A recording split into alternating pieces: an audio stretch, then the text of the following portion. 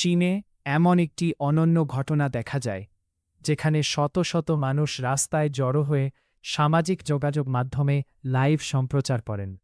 দেশটিতে এই দৃশ্য এতটাই সাধারণ যে কিছু এলাকা যেন খোলা আকাশের নিচে বিশাল স্টুডিওতে পরিণত হয়।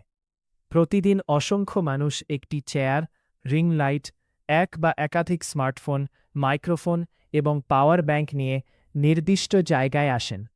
মাত্র কয়েক মিনিটের মধ্যেই কোনো একটি জায়গা বা রাস্তা বিশাল লাইভ স্ট্রিমিং জোনে রূপ নেয়।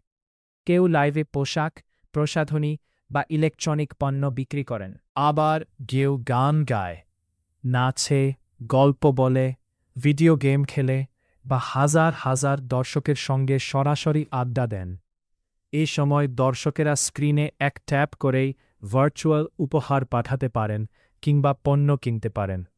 অনেকের জন্য এটি শুধু শখ নয়, বরং পূর্ণকালীন পেশা। তারা প্রতিদিন বিকেলে একই জায়গায় এসে ৬ থেকে ৮ ঘণ্টা পর্যন্ত লাইভ করেন। এরপর পরের দিন আবার একইভাবে কাজ শুরু করেন।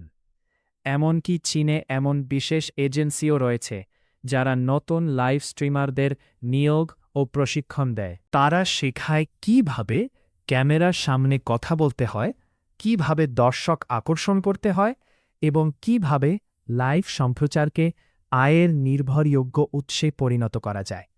আজকের চীনে লাইভ স্ট্রিমিং শুধু বিনোদনের মাধ্যম নয়, বরং লক্ষ লক্ষ মানুষের জন্য একটি প্রতিষ্ঠিত পেশায় পরিণত হয়েছে।